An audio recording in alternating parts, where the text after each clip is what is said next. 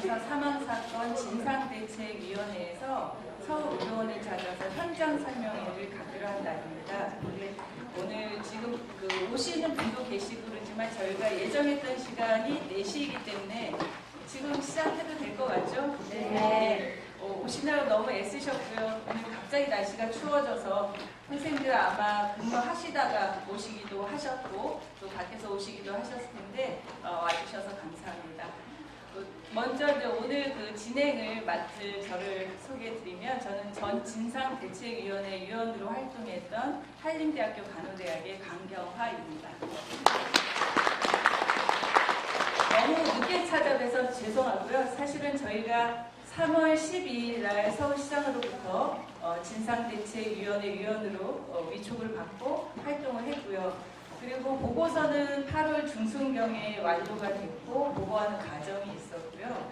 9월 2일에 시장 보고와 유가족께 이제 설명을 드리고 사실 보고서를 마쳤을 때 가장 먼저 보고를 드렸어야 될 분들이 유족과 서울의료원에 계신 구성원들 선생님들이신데 이제 구성원들 선생님들께 오는데 시간이 좀 많이 걸렸습니다. 여러 가지 우여곡절이 있고 어려움도 있었고 그래서 저희가 유가족 설명회는 9월 2일날 가졌는데 선생님들을 뵙고 설명을 하는 것이 좀 늦어진 것에 대해서 양해의 말씀을 드리겠습니다.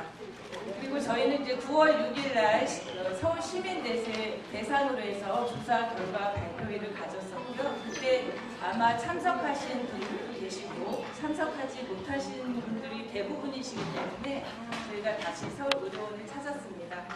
그리고 저희가 10월 4일날 사실상 진상조사를 위한 대책위는 해산을 했고요. 그 자리에서 그 진상조사 대책위 위원으로 활동했던 분들의 대부분이 공고이행점검단으로 다시 들어가서 이제 34개 권고안이 나온 것들이 서울시에서 약속한 대로 잘 권고가 이행되고 있는 과정을 저희가 점검할 예정입니다. 아마도 권고 이행과 관련해서 선생님들이 잘 아시는 바와 같이 이런 얘기 저런 얘기 많이 있을 텐데요. 저희는 권고안이 그래도 비교적 권고안을 이행하기 위한 계획들이 12월 초까지 비교적 건강하게 잘 완성되어서 올 거라고 기대하고 있습니다. 이제 그 과정상에서 여러 가지 자금들이 있을 수 있으나 그런 것들은 이제 뒤에서 나오는 얘기들일 거고요. 그런 것들을 하라고 저희 권고 이행 점검단이 있는 거니까 권고 이행 점검단이 성실하게 권고 이행을 할 수 있도록 지속적으로 모니터링을 할 예정이고요. 그리고 또 이제 아마 권고 이행이 잘 되고 있는지가 여기에 계신 선생님들이 궁금하실 거라고 생각이 듭니다. 그래서 권고 이행 점검을 하면서 또 서울의료원에 계신 어느 분이 요청을 하더라도 권고이행 점검단은 다시 서울의료원을 찾아서 권고이행이 어느 정도 진행이 되고 있는지를 보고 드리겠습니다. 저희가 약속드리겠습니다. 그러면 먼저 이제 오늘의 진행은 형식적으로 진행하기보다는 가장 궁금하신 내용을 중심으로 설명을 드릴 예정이고요. 먼저 이번 사망 사건의 성격을 규정을 하고요. 그 성격 규정에 대한 설명들을 좀 드리고 그 다음에 34개 권고안들이 어떠한 맥락에서 나오게 됐는지 그 과정을 좀 설명드리고 마지막으로 저희가 구성원들과 함께 서울의료원이 어떻게 건강하게 변해가야 하는지 또 갈 수 있는지 이런 것들에 대한 토론을 하는 시간을 갖도록 하겠습니다. 먼저 저희 서울의료원 간호사 사망 사건의 성격 규정부터 저희 대책위원회 위원으로 활동하셨던 명숙 위원께서 발표해 주시겠습니다. 네, 요약본에 그때 9월 6일 날 저희가 했으니까 그때 오신 분도 있겠지만 대부분은 못 오셨죠? 근무 때문에. 네, 그래서 현장 설명회를 하는 거고요. 그래야 또 변화 방향에 대해서 같이 논의할 수 있기 때문에 오늘 이 자리에 계셨다고 생각합니다. 저는 앞서 설명했듯이 인권운동을 하고 있는 그리고 직장 내 괴롭힘과 관련해서 2014년부터 조사를 해왔어요. 그래서 2014년에는 KT 사업자 구조조정과 관련해서 어떤 괴롭힘이 있었는지 했었고 2015년에는 KT 사무용, 특히 증권회사, 이제 증권사 되게 잘 나가고 돈 많이 벌 거라고 생각하지만 거기서도 괴롭힘이 있어서 사무직과 증권사, 보험설계사 이 세 직종에 대한 직장 내 괴롭힘을 조사했고요. 2016년에는 이제 제조업 사업자, 유성기업이라는 제조업 사업자를 또 어떻게 괴롭힘이 있느냐라는 걸 조사했고, 작년에는 여러분 많이 아시는 이제 승무원, 아시아나항공과 대한항공에서도 거기도 직종이 되게 많습니다. 하지만 그 중에서도 이제 승무원들, 객식 승무원이라고 하거든요. 지상 승무원 말고 비행기를 타시는 분들을 객실 승무원이라고 하는데요. 객실 승무원의 두 항공사를 조사했어요. 그래서 항공사 직종마다 괴롭힘의 양식은 근무 형태나 고용 형태 이런 거에 대해 되게 달라요.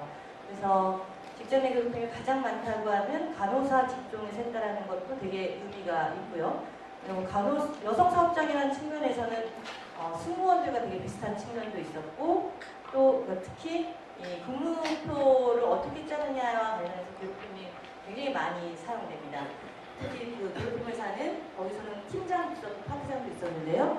이제 그런 것에 영향력을 가지는 것, 인력 문제도 있었고요. 뭐 여러 비슷한 맥락도 있고 구조적으로 비슷하게 돼가는 게 있는데, 그게 거기도 이제 구조조정의 관점을 2000년에 거치면서 이런 것들이 발생했었는데요. 간호사 사망 사건을 처음 조사했다는 점에서 직장 내 괴롭힘 되게 의미 있다라고 생각하고요. 민간 부문까지 좀 이런 문제들이 확산됐으면 좋겠고, 그래야지 간호사들의 직장 내 괴롭힘이 좀 사라질 수 있다고 저는 생각을 합니다. 개인적인 괴롭힘만이 아니라 왜 구조적으로 그랬는지, 특히나 공공기관에서 왜 이런 일을 막을 수 없었느냐 라고 하는 점에 대해서 같이 이야기를 해나갔으면 좋겠습니다.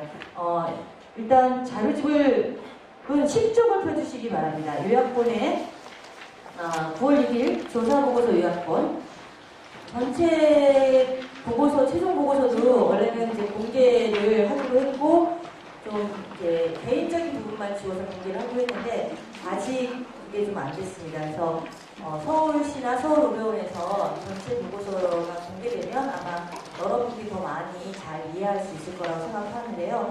일단 요약본을 보면서 10쪽을 보시면 될 거고, 이거 10쪽이 있는 것들은 제가 일단은 넣지는 않았는데요. 같이 보면서 이야기하도록 하겠습니다. 여기서는 겹쳐지는데 그래도 보이시죠? 네. 네. 아니, 이거 제가 뭘 잘못했나 봐요. 뭐가 잘못됐습니다. 이게 PPT가 오면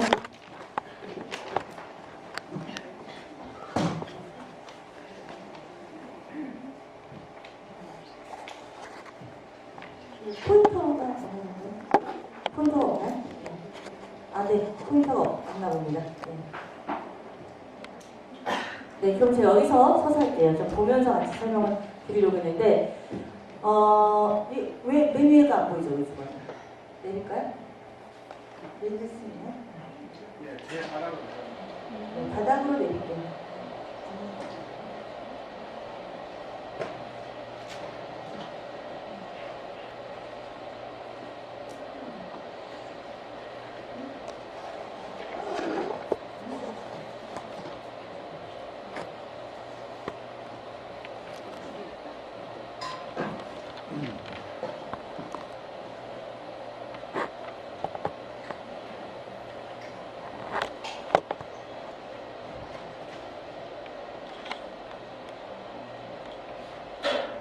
네. 저희가 진상 규명하는 과정에서 저야 개인적으로 직장 내 괴롭힘에 의한 사망이다라고 몇 가지 유족에게 듣고 생각했지만, 진상대책에 처음 구성하면서 그렇게 결론을 내리고 시작하지 않았습니다. 그러니까 짜맞추기 하지 않았다는 얘기입니다. 개인적으로 신병을 비관해서 죽음을 선택할 수도 있지 않냐라는 의견도 있었고, 언론 보도에 보면 그러기도 하고, 실제 이 병원에서의 환경이 괴로울 수밖에 없는, 이런 것이 있을 수밖에 없다라는 의견도 있었기 때문에 그걸 다 고려해서 저희가 조사를 했습니다. 사실 그러기까지는 유족의 협조가 없었으면 가능하지 않습니다. 그리고 그 얘기는 뭐냐면 지인들과 유족, 또 동료들, 물론 여기 계신 분들, 병원 간호사분들의 협조가 있었기 때문에 또 가능한 겁니다. 그래서 같이 협조해 주신 간호사분들도 정말 감사드리고요. 아마 협조해 주지 않았다면 왜 죽었는지, 어떻게 죽을 수밖에 없었는지에 대해서 밝힐 수 없었을 겁니다. 개인적 삶과 관련해서는 정말 건강상의 문제는 없었는지, 개인적으로 문제는 없었는지, 혹은 이른바 직장 동료 외의 다른 인간관계에서 생긴 문제는 없었는지까지 다 봤습니다. 그러니까 한치 의혹도 없이 풀었다는 것입니다. 뭐 경제에 관련한 것도 다 샅샅이 보았고요. 물론 그것까지 유족의 도움이 있었죠. 혹시 이런 건 경제적인 문제는 없었는지, 인간관계에 다른 문제는 없었는지까지 다 봤고요. 그런 것이 전혀 없었다는 겁니다. 그리고 오히려 저희가 이제 간호사들과 어머니와 그리고 카톡 메신저까지 다 봤을 때 오히려 개인적으로 너무나 깨끗할 뿐만 아니라 굉장히 숭고한 돌봄 혹은 이 정신들을 가지고 계셨었습니다. 예를 들면 얼마 전에 방송에서 나왔죠. 지나가던 간호사가 어떤 쓰러진 분을 끝까지 보호했던 그런 것까지 어머니와 얘기 나눴던 것이 다 있었고, 그래서 사실 간호사로서의 사명의식, 소명의식이 평상시에도 굉장히 철저했던 사람이었습니다. 그래서 개인적 삶에 문제가 없다면 왜 그랬는가? 동료들과 선배들과 그리고 지인, 사실 직장에서 어려움을 직장 동료에게는 말 못하지만 친구에게 말하는 경우가 많잖아요. 그래서 그런 것까지 다 같이 비교 검토했습니다. 어떤 경우에는 진술과 동료들의 진술이 SNS 세상의 진술과 다를 때도 있죠. 그랬을 때 무엇을 보아야 하는가라는 얘기들 고민할 수밖에 없었습니다. 그래서 직업적 삶과 여기 입사하고 나서부터 어떤 직업적 삶과 그리고 개인적으로 어떤 일을 보냈는가라는 걸 봤는데요. 개인적 삶이 거의 없듯이 아마 여기 없었습니다. 여기 계신 간호사분들이 많이 그러실 텐데요. 일이 너무 많아서 어떤 다른 여가 생활이든 이런 게 거의 할 수 없었습니다. 그래서 굉장히 아마 과다노동, 이른바 번아웃 이런 것들이 굉장히 있을 수밖에 없었던 상황이었습니다. 2013년에 입사하고 이 10쪽에 보시면 아시겠지만 10쪽에 있는 것들은 위에 관련된 것입니다. 그러니까 개인적으로 고인이 겪었던 인사 배치와 10쪽에 나와 있는 표를 보시고요. 그 표를 보시면 개인적으로 어떻게 근무했고 어디에서 배치됐는가 이런 게 나왔고, 밑에는 여러분이 아마 동일하게 대부분 겪었을 노동 환경에 대한 것입니다. 이 두 가지가 복합적으로 작용했다는 것을 저희 조사 과정에서 알 수 있었습니다. 그래서 어떤 일을 어떻게 했는가, 공공병원에서 평간호사는 어떻게 살았는가라는 것을 그 서간호사의 삶을 보면서 여기 계신 간호사, 평간호사님들의 생활을 또 한번 볼 수밖에 없었고, 서간호사의 죽음은 서울의료원이 변화하는 것, 서울의료원에 계신 간호사들의 삶이 나아지는 것과 직결되어 있다고 생각하기 때문에 이런 자리를 만들었다고 생각합니다. 말씀드렸듯이 신병비관도 아니었고 병원에서 일하면서 신체적, 정신적으로 매우 힘들었다는 것을 확인할 수 있었습니다. 그래서 저희는 직장 내 괴롭힘이라고 이 과정 속에서 정말 성격 규정을 했고요. 직장 내 괴롭힘과 관련해서는 올해 7월부터 신기준이 나왔습니다. 작년 12월 근로기준법 개정을 통해서 됐고, 거기서 판단하는 기준은 세 가지입니다.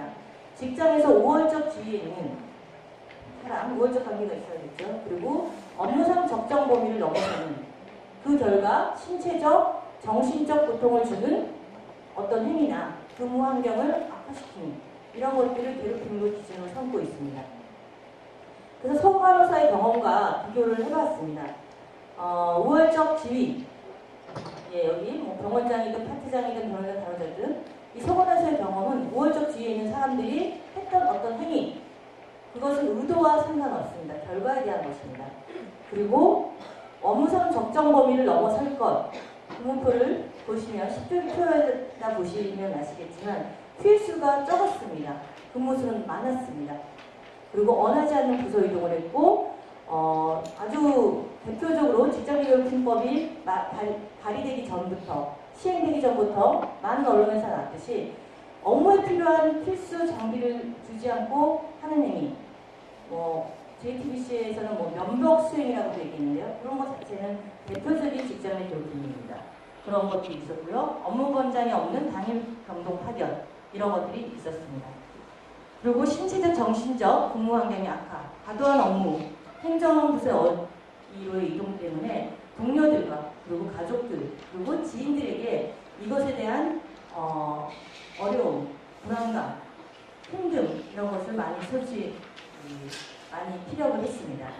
그리고 사직을 고려할 정도로 고민을 했고 그것은 가족들과 지인들과의 대화 속에서 나타났습니다. 그리고 그것이 사망에 이르게 한 겁니다. 저희가 사망을 선택했다고 표현하지 않고 이르게 했다고 하는 이유는 그것이 과연 개인적 죽음이냐 그렇지 않다는 이유 때문입니다. 그래서 저희는 직장 내 괴롭힘으로 판단했고요. 여러분이 서울시에 있고 서울시 의료원이 서울시 소속이기 때문에 서울시 직장 내 괴롭힘의 이 유형으로는 이런 게 있습니다. 신체적, 성적, 언어적 괴롭힘 이런 게 있는데요. 특히 여기서 보면 위험성 있는 업무 수행 시 주의사항과 안전장비 미전달 굉장히 관련이 있죠.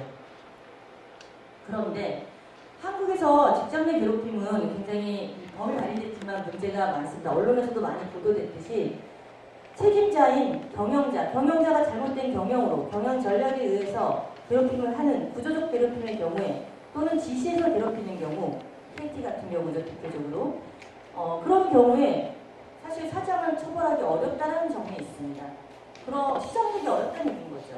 그런 게 괴롭힘의 유형이 사실은 목적과 원인에 대한 이 부분을 현재 직장의 괴롭힘이 어분되고 있지 못합니다. 그래서 목적이 다른 건 굉장히 중요하다. 그 원인을 제거하지 않으면 괴롭힘은 다른 일이 또 발생할 수 있기 때문입니다. 특히 간호사들의 괴롭힘은 그렇습니다. 그래서 이 제도적 괴롭힘, 경영 방침에 의한 괴롭힘, 구조조정된 직업적 괴롭힘, 개인적 괴롭힘 이렇게 유형하는데요. 서울의료원에서는 이런 제도적 괴롭힘과 개인적 괴롭힘이 같이 섞여 있는 거라고 보여집니다. 그래서 이 서간호사의 성격과 관련해서 저희는 조직적 환경적 괴롭힘과 개인적 괴롭힘 이 두 가지가 나타난 직장 내 괴롭힘에 의한 사망이라고 결론을 지었습니다. 그리고 공공기관에서 벌어진 중대 사망 사건, 특히 서간호사 외에도 돌아가신 분이 두 명이나 더 있습니다. 보통 공공기관에서 이렇게 사망자가 많으면 최고 책임자가 책임을 지죠. 근데 희한하게도 서울의료는 그렇지 않습니다. 왜 그러한가? 질문하고 변화시켜야 합니다. 조직적 환경적 괴롭힘이라고 하는 것은 10년간 서울의료는 조직구조를 확대하면서 이 성장했습니다. 하지만 평간호사의 처우는 나타나지 않았죠.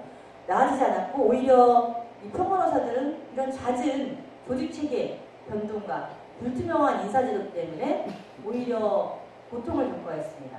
업무 스트레스가 높아졌다는 얘기죠. 그리고 근무표와 부서용 이동에 대한 결정 권한을 가진 사람들이 앞서 말했던 대로 적은 휴일, 많은 근무 일수에서 보이듯이 차별적인 것을 행사할 수 있는 것을 제재할 수 있었던 어떤 시스템조차 없었습니다. 그리고 그것은 경영의 불투명성과 불합리성과 같이 합쳐지면서 시너지 효과를 나타내게 되죠. 그래서 불합리한 구조적 괴롭힘과 관련해서 원칙 없는 인사이동, 부당 정보, 언론에서 많이 밝혀졌듯이 서간호사 외에도 부당 정보했던 사례가 밝혀졌죠. 이게 한 사람의 문제가 아니라는 점에서 빠른 변화가 필요합니다.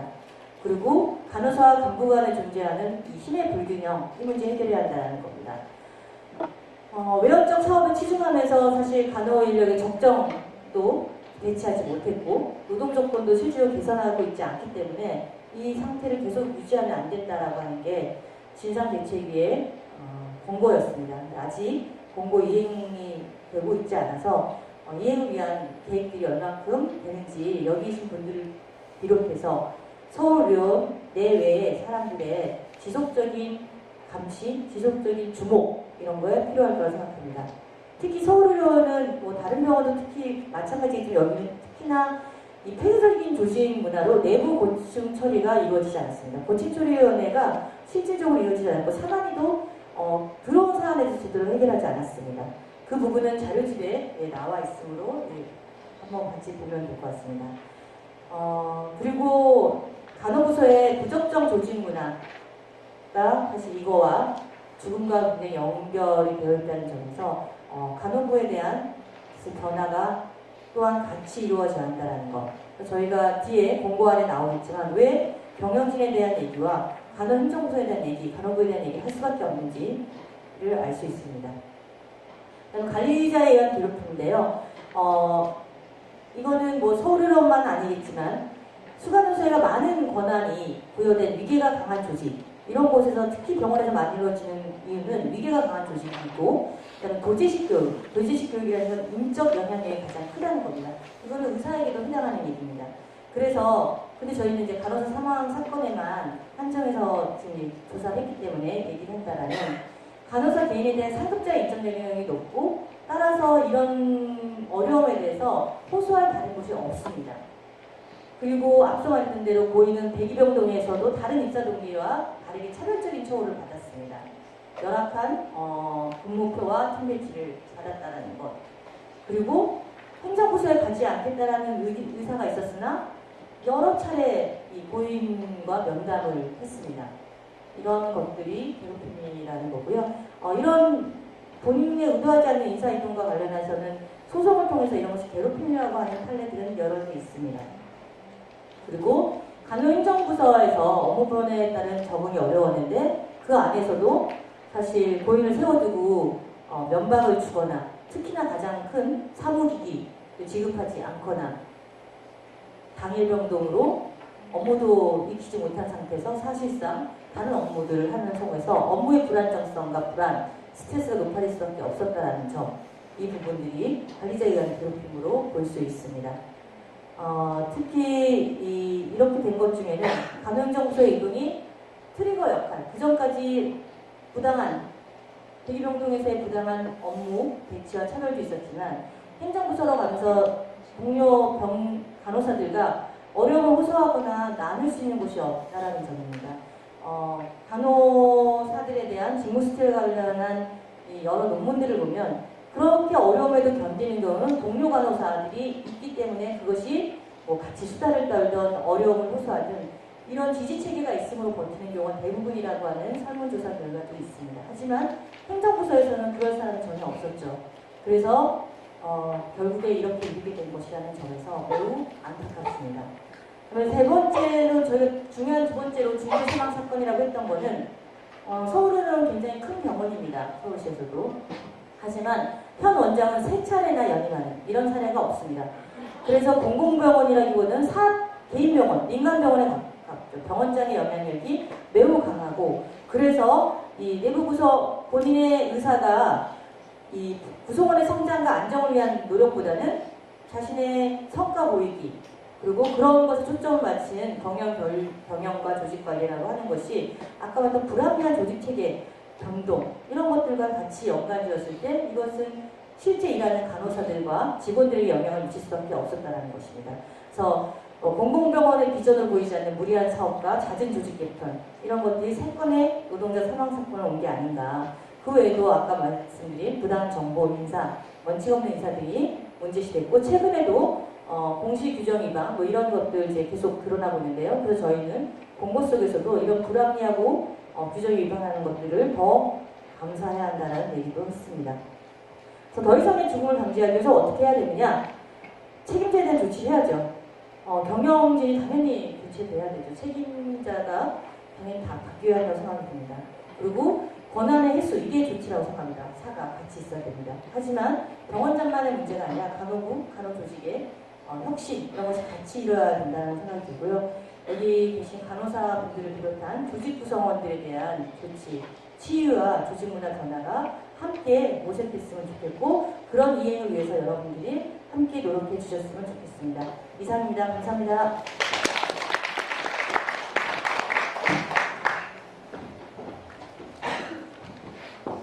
명수위원께서 이 사망사건의 성격 규정에 대해서 자세히 말씀해 주셨고요. 다음은 이 팀 팀장으로 활동하셨던 한희민 위원께서 권고안 34개가 나오게 된 배경과 더불어서 권고안에 대한 설명을 드리도록 하겠습니다.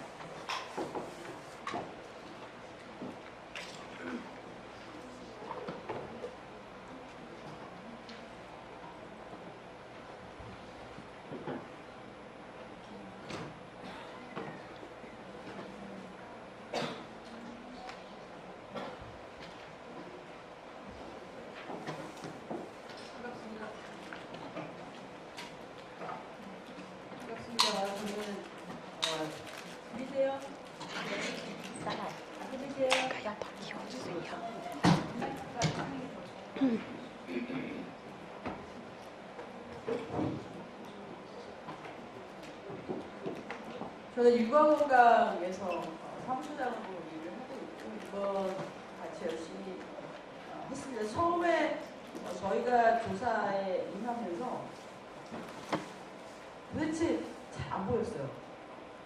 누구도 고이처럼 훌륭한 사람 본 적이 없다라고 다들 얘기하고 심지어는 우리도 궁금하다 이런 얘기를 하셔서 초기에 조사가 나날이 빠지고 했습니다. 도대체 이렇게 엑설런트 하신 분이 왜 이런 선택, 지경에 몰렸을까 이런 걱정을 했는데 결국 이제 그래서 온라인에서의 대화와 그리고 금융 기록과 뭐 이런 것들을 다 살피고 또 수많은 분들에 대한 인터뷰, 심지어 사직을 하시는 분들, 서울의료원 다녀가셨던 그런 분들까지도 굉장히 많은 규모로 아마 제가 여러 가지 조사를 해본 경험에 따른 최대 조사 규모로 진행이 되지 않았나 생각이 듭니다. 근데 결국 기술에서 얻을 수 없었던 많은 내용들이 문서를 통해서 또 확인이 됐고 그래서 오늘 보고에 있는 것 같습니다. 그래서 저는 지금 34가지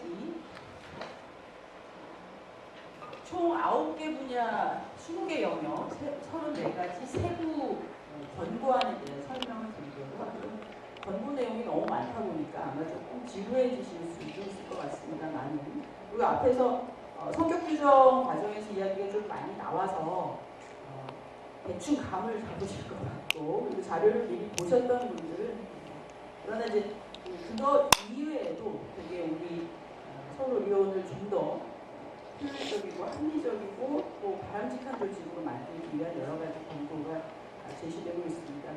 반드시 이행되어야 한다라고 생각되고 말씀을 드리도록 하겠습니다. 우선 첫 번째 분야입니다. 서울시의 요청을 드린 건데요.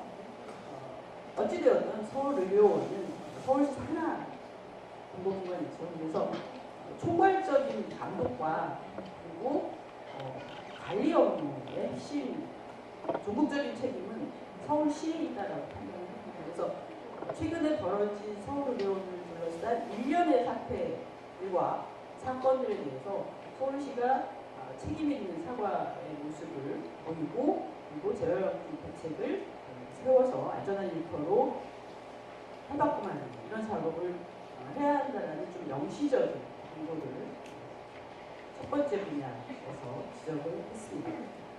두 번째 분야에서는 이게 의도하든 의도하지 않든 조직 내부에서 계속되는 불안전 요소들이 발견이 되고 있고 이미 많이들이 하고 생겨나고 있는 이런 상황에서 조직 내부의 인적 쇄신을 진행하지 않으면 답이 없는 거 아니냐라는 인식을 갖게 됐고 그래서 두 번째 분야도 서울시 의료원의 인적 쇄신을 제기하고 있습니다. 그리고 여기서는 두 개의 영역에 걸쳐서 각각의 두 개 분야로 제안을 드리고 있습니다. 우선 제일 중요한 인적 쇄신의 대상은 임원진입니다.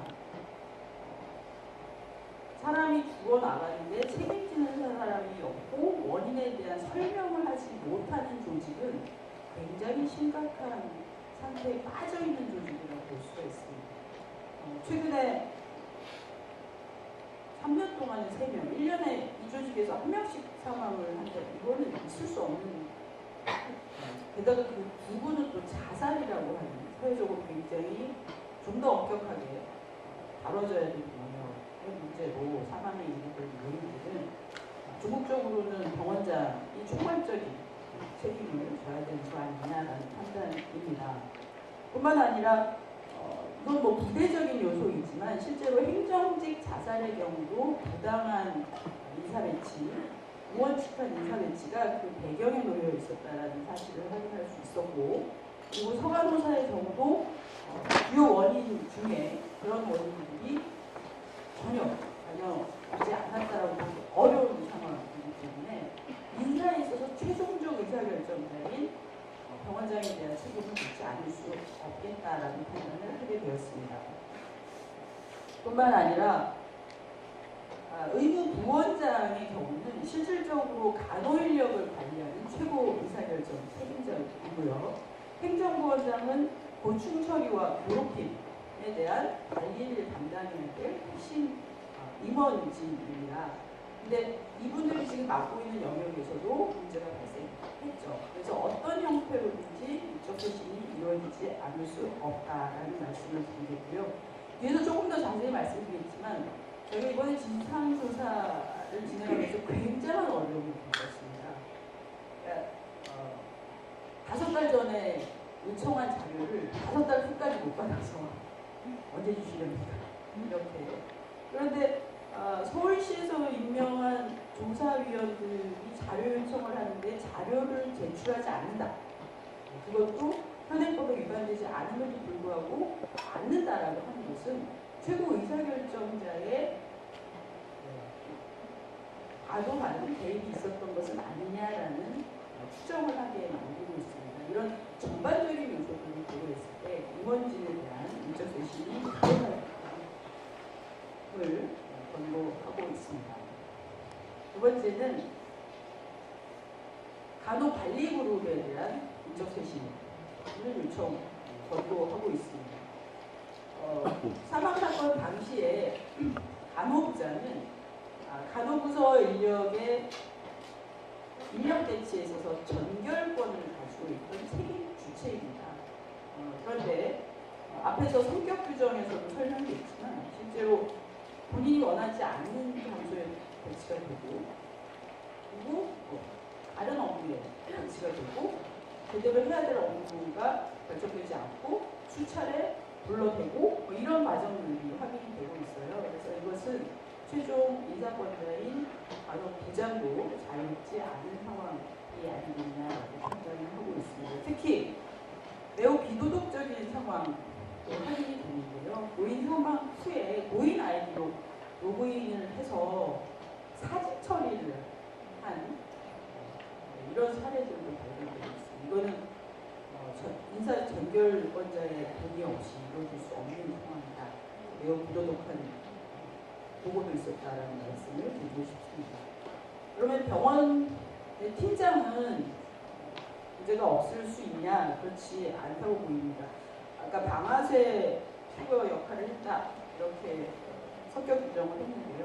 사실 당일병동이라고 하는 것이 굉장히 파워풀한 간호사에게도 굉장히 부담스러운 라는 사실을 확인할 수가 있는데 행정부서에 보직하고 있는 사람이 당일병동으로 파견된다는 것은 일반 병원에서는 상상하기 어려운 상황입니다. 그래서 이것을 의도했든 의도하지 않았든 결코 있어서는 안 되는 영역의 문제였기 때문에 이것을 총괄하고 있는 병원 팀장도 책임으로부터 자유롭지 않다고 결론내렸습니다. 뿐만 아니라 백이병동의 파트장의 경우도 전체 간호 인력의 해당 부서 간호 인력의 근무표 작성, 팀 배치, 업무 배분 등에 긴밀히 관여하고 책임지고 관리 감독해야 되는 위치에 있었음에도 불구하고 지난 수년간 차별적인 근무 환경, 차별가 있었다고 저희는 판단하고 있는데요. 그래서 이미 이것은 SNS 등을 통해서 굉장히 많이 확인이 되고 있는 바입니다. 그래서 이론부터 역시 자유로울 수 없다라는 판단을 해서 간호관리그룹에 대한 인사처분을 권고하였습니다. 세 번째 분야로는요, 고인에 대한 예우와 동료에 대한 심리치유를 권고하였습니다. 우선 고인은 저희가 처음 조사를 시작할 때처럼 동료 혹은 거쳐간 사람, 심지어는 케어를 받았던 환자들조차도 너무나 훌륭하고 최선을 다하고 이런 간호사였다라는 평가가 지배적이었습니다. 그렇게 일하다가 특히 백이병동에 있을 때는 다들 기피하는 감염병동에 갔었고 다들 기피하는 야간 전담을 했었고 이렇게 해서 남들보다 더 많이 일하고 더 열심히 일했던 이런 측면들을 고려할 때 고인에 대한 이유가 필요하다고 판단이 됩니다. 그래서 아마 곧 유족은 산재보상 처리를 하게 될 텐데요. 이 과정에서 현행 우리 내부에 있는 규정 그대로 회사에서 자료 제공이나 진술 등에 최선을 다해 주기를 바라지 않습니다. 그리고 또한 보수규정 내규에 따라서 특별 승진 및 특별 승급 등의 수서가 이루어지기를 바랍니다.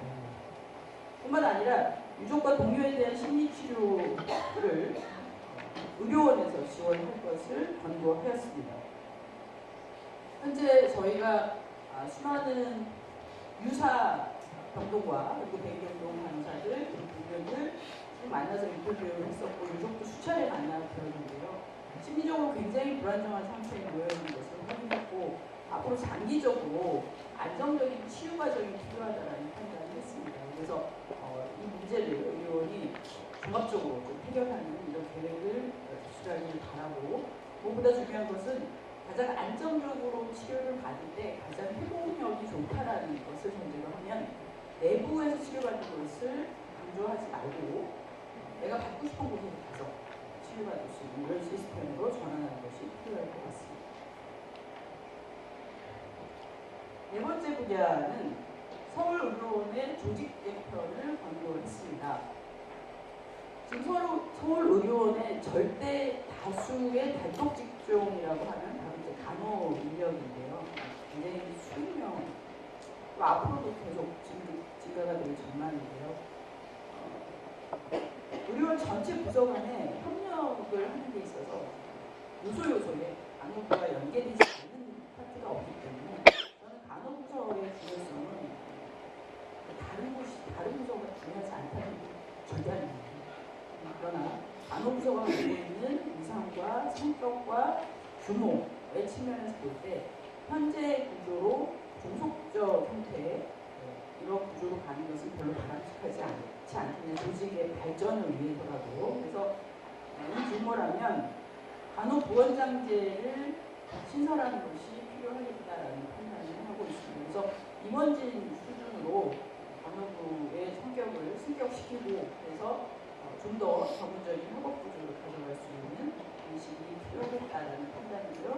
요즘에 대부분의 많은 병원에서의 트렌드가 좀 이렇게 변화해 가고 있는 형태를 보여주고 있습니다. 뿐만 아니라 지금 기존의 간부 그룹에 대한 인적 쇄신이 필요하다 이렇게 되는데 이제 이분들이 뭐 갑자기 부원장이 되주시고 이러는 것도 적절하지 않겠는데 인적 쇄신은 도대체 조직 안에서의 조직 쇄신을 어떻게 할 수 있느냐. 저는 제한적이지만 필요하다는 혁신을 위해서라도 외부형을 적극적으로 고려하는 것이 필요하다는 저의 생각이 아니라 위원회의 생각입니다. 뿐만 아니라 서울의료원의 좀 독특한 감사 구조를 보게 되었는데요. 서울의료원 안에는 감사실이 있습니다. 근데 이 감사실은 그야말로 의료원장 밑에서 보조하는 형태로 구조화되어 있어서 진정한 감사로서의 기능은 하지 못하는 거예요. 내부 직원의 일반 직원의 비위 이런 걸 중심으로 보게 돼서 실제로는 가장 큰 힘을 갖고 있는 임원진이나 이사진에 대한 감사 기능은 비상임 감사 운영을 하고 있는데 이거는 비상임이기 때문에 실질적으로 잘 모르시고 개입하기도 쉽지 않은 이런 구조로 되어 있습니다. 그래서 상임 감사 제도를 도입하고 분리시켜서 현재 감사실은 상임 감사실 밑으로 가는 그래서 총체적으로 사후 견제하고 감사할 수 있는 이런 구조를 만드는 것이 필요하고요. 이것은 경기도의료원도 존재하고 있고 서울시의 다른 공공기관에서도 이런 조직을 가지고 있습니다. 오히려 이런 구조가 없는 서울의료원이 조금 더 독특한 구조였다라는 말씀을 드리고 싶습니다. 그리고 다섯 번째 분야는 현장 인터뷰 과정에서 가장 많이 나온 이야기였습니다. 간호 인력에 대한 확충과 업무 환경을 좀 개선해 주십시오. 죽을 것 같습니다. 이런 얘기를 너무 많이 들어서 제가 이건 반드시 권고 1번에 넣고 싶었는데 9번에 넣었어요.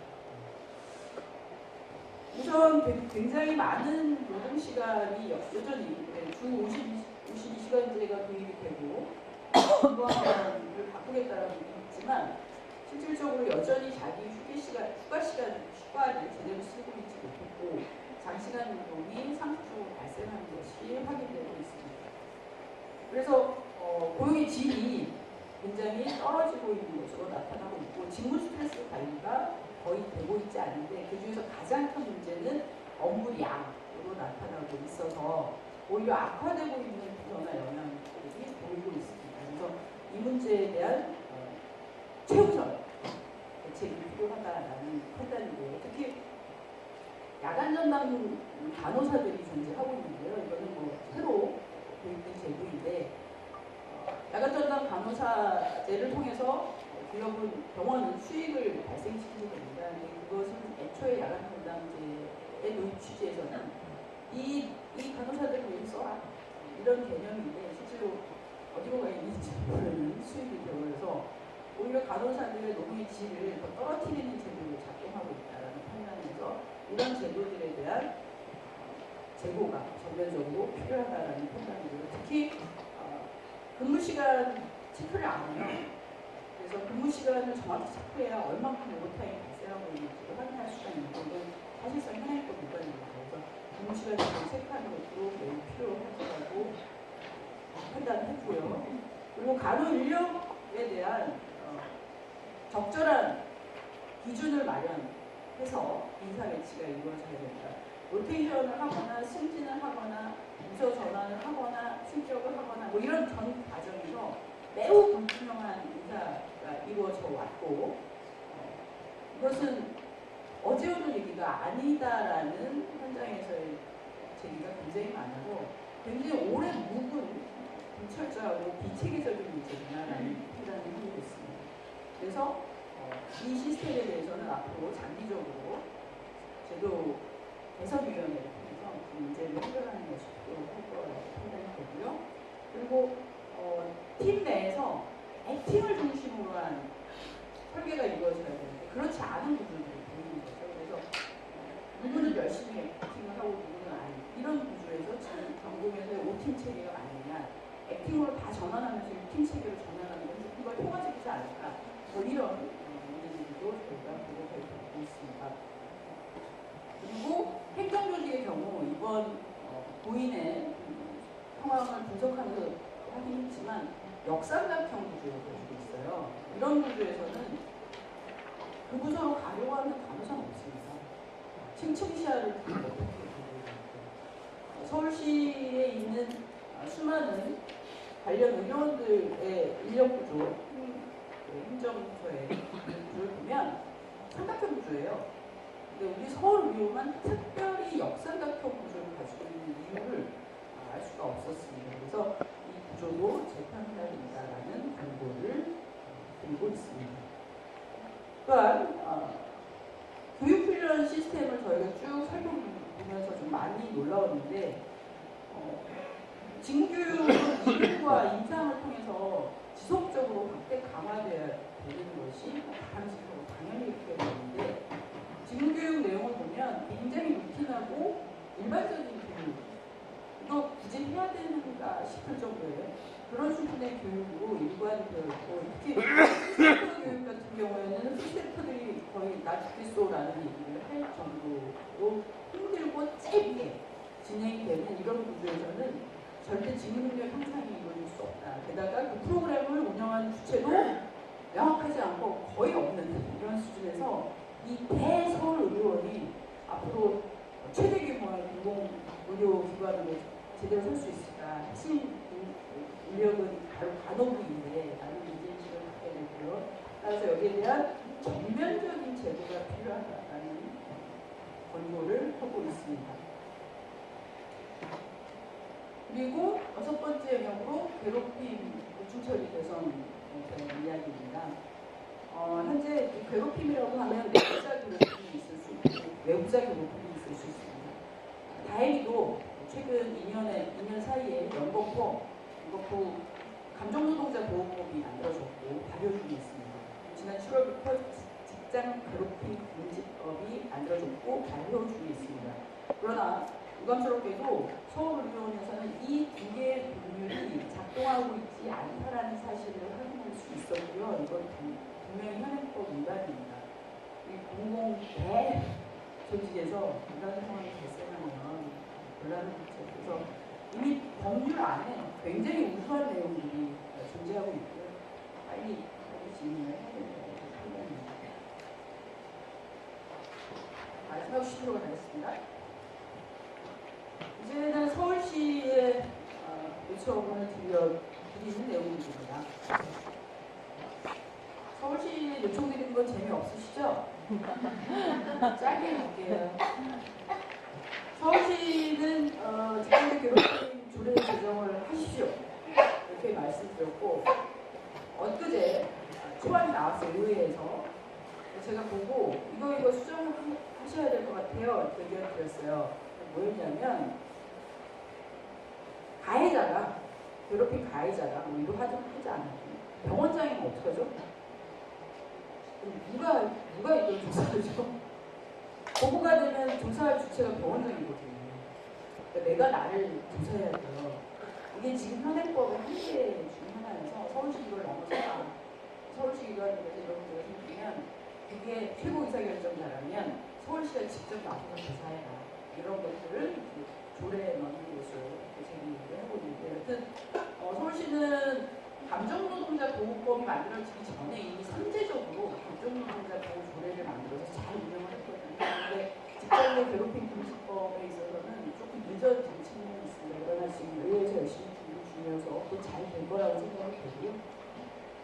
그리고 병원의 평가 체계를 좀 개선해라. 그래서 수익 얼마나 냈냐, 재무구조 얼마나 바뀌었냐, 뭐 나쁜 짓 해서 돈 많이 벌면 그게 좋은 경영평가가 들어가 되면 안 되겠죠. 그래서 현실적으로 그 집단 내에서 일하고 있는 사람들에 대한 의견을 충분히 반영한 공목성 지표들을 부과하는 것이 매우 중요합니다. 그래서 서울시에서 보다 풍부한 고민과 논의가 필요한 이런 상황이라는 의견을 제출했습니다. 그리고 서울의료원에서는 문제가 불거졌기 때문에 이렇게 조사위원회까지 구성이 됐는데 그러면 우리 서울시 산하 다른 의료기관들은 어떤 상태일까?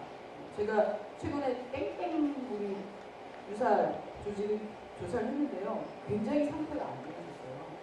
직장인 괴롭힘과 관련된 조사를 진행했었습니다. 그래서 굉장히 걱정이 많이 되고 그래서 이 기회에 전수조사를 해라.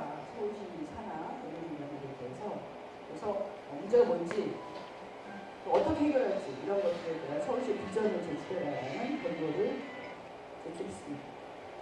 그리고 좀 뻘쭘하긴 한데 앞으로 또 이런 유사한 조사들이 있을 수 있어요. 저는 예전에 2016년이죠. 구의역에서 사고가 났을 때 그 조사위원회로 들어갔었는데 그때나 지금은 달라진 게 하나도 없더라고요. 서울시는 그냥 위원들 니네 돈 쓰면서 조사해 이런 패턴이었어요. 근데 그때는 자료 제출에 이러면 서울교통공사 지하철 공사였죠. 당시만 해도 거기에 자료는 엄청나게 제출했어요. 근데 우리 서울의료는 자료도 잘 안 내는 것이고 제가 지금까지 조사했던 많은 조사 중에 가장 힘든 조사가 아닙니다. 서울시는 조사위원들을 너무 괴롭히는 조사위원을 구성하지 마라. 이런 권고도 좀 뻘쭘하게 제출했습니다. 그리고 저희가 이번에 효주인 간호사의 사망과 관련된 직접적인 요인들을 찾기 위해서 많은 노력을 하면서 굉장히 방대한 조사를 진행했는데요. 그 과정에서 굉장히 많은 제보가 있었습니다. 근데 이것은 저희가 정말 조사권을 발동하지 않고 특별법에 따른 조사권을 발동하지 않으면 접근할 수 없는 영역인데 굉장히 걱정이 되는 많은 경영상의 부실 혹은 의혹 문제가 있었어요. 인사배치에 대한 전행 이런 것들이 너무나 많이 발견이 돼서 굉장히 사적인 영역의 문제들도 많이 보도된 거 아닌가 이런 문제들이 굉장히 많이 받았습니다. 그래서 이 기회에 서울시에서는 전면적인 서울의료원에 대한 평가, 이 평가는 주로 경영 기관에서 발생하는 것이 아니라 특수 목적 사업의 과정에서 발생하는 문제들입니다. 그래서 우리 평직원들이 대상이 되진 않을 거예요. 그러나 적용에 있어서 굉장히 우려되는 많은 걱정거리들이 확인이 되는 바 있어서 서울시에서 전면적인 조사를 진행하기를 요청을 드렸고 지금 시작을 하신 것 같아요. 서울시에서는. 그리고 마지막으로 저희가 이행점검단 수단을 만들어서 제대로 이행계획을 낼지를 보고 이행계획 내용이 적합한지 보고 제대로 추진되는지 살펴보겠다라는 제안을 했고 그것이 정확히 받아들이지 않습니다. 그래서 이후에 저희는 지금도 계속적인 조사를 끝냈으면 해산을 해야 되는데 계속 이렇게 보고 있어요. 보고 있다 이러면 보고 있습니다.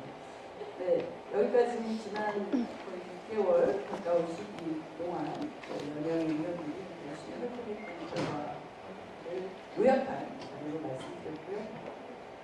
여러분들 관심을 많이 가져주셔야 됩니다. 그리고 불만족스럽다면 문제제기를 하셔야 돼요. 그래야 조용히 있으면 그냥 잘 되는 것처럼 보이거든요. 그렇지 않아야 문제가 있다라고 얘기해야 문제가 되는 겁니다. 그래야 우리가 한복 나갈 수 있는 길이 열린다라는 말씀을 드리면서 마무리하겠습니다.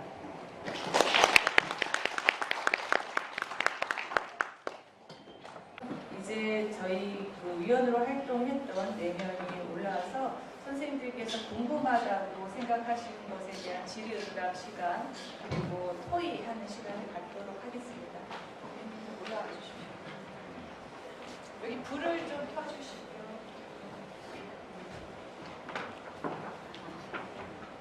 조금 쉬어야 될까요? 5분 정도 쉴까요? 예, 5분 정도 쉬었다가 저희가 아셔도 돼. 빨리 끝내고 귀가하셔야 되죠?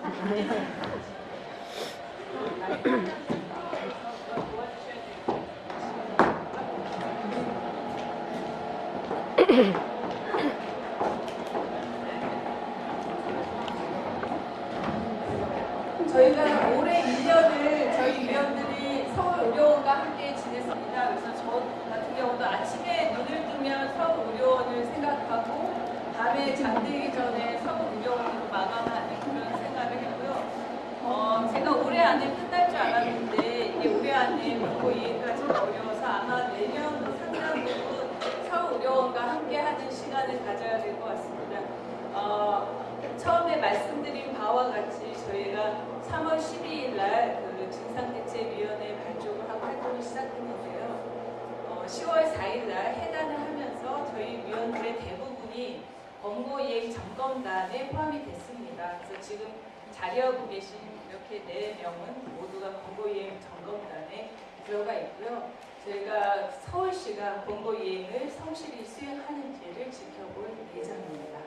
근데 이제 그 두 분 위원님들께서는 계속 발표를 해주셔서 소개를 따로 안 드려도 될 것 같은데 저희 활동을 같이 해주셨던 김형숙 위원님은 순천향대학교 간호대학 교수님이십니다. 그리고 여러분들 아실지 모르겠는데 코드그립이라는 책의 저자 역자이시기도 하고 도시에서 죽는다는 것이라는 책을 또 쓰시기도 한 작가시고 그래서 요즘에 저자와의 대화에 참석하시다가 바쁘신지 오늘 오전에 강의를 하시고 여기에 올라오시느라고 안내해 주셨습니다. 인사를 조금 하시죠.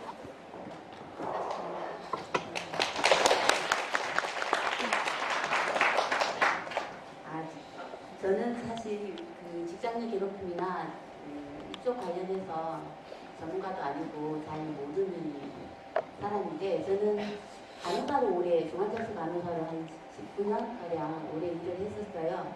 그러면서 이 간호사 조직이나 간호사들이 갖는 어려움에 대해서 같은 병원 내에 있다고 하더라도 그다음에 노동 조건을 연구하고 교대 근무를 연구하는 분들이라고 하더라도 그 특성을 이해하기 굉장히 어렵다.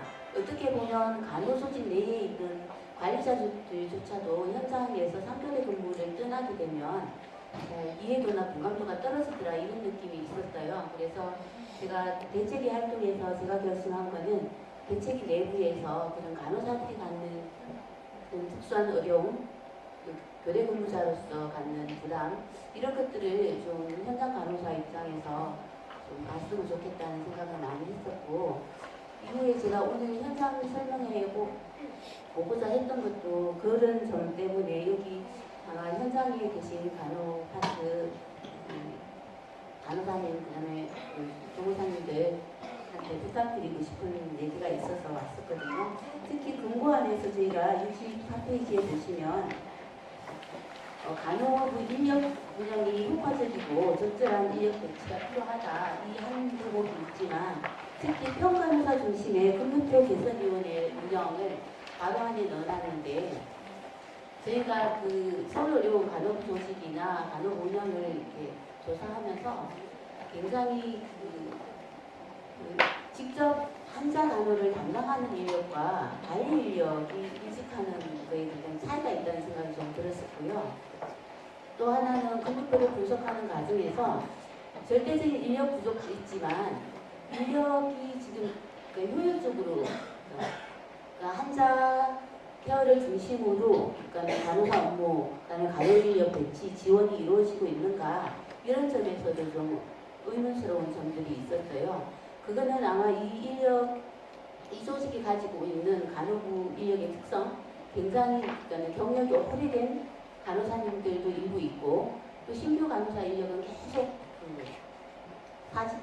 사직하고 교체하고 이런 과정에 있으면서 실질적으로 일을 할 만한 핵심적인 간호 인력은 아주 중간층에 소수로 이렇게 집약되어 있는 이런 구조이기 때문에 저는 이 중간층의 간호사들이 갖는 부담이 너무 큰데 그거를 해결할 방안이 그냥 제도 개선으로 인력 몇 명을 더 충원한다고 해결될 문제는 아니라는 생각을 했었거든요. 그러자면 간호사들 내부에서 근무표를 어떻게 효율적으로 간호사들도 3교대를 비록 한다고 하지만 1년 뒤에 내가 어떤 근무를 하고 있을지 예측이 가능하고 일상생활이 가능하도록 해야 이런 근무봉표가 그렇게 짜져야만 일을 계속할 수 있다는 생각이 들어요. 그러자면 우리가 경력 간호사와 신규 간호사 다양한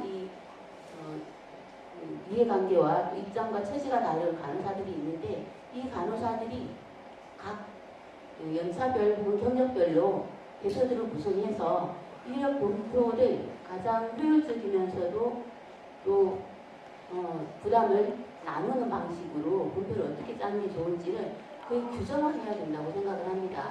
저는 간호사들이 아무리 법으로 규정으로 내부를 잘 해놨더라도 간호사들의 일상이 변하지 않는 이유는 사실 병동 단위로 수간호사에 집중되는 한 사람에 집중되는 권한이 너무 커요. 그러니까 평간호사 입장에서는 병동 수간호사님이 병원장보다 더 무서울거려.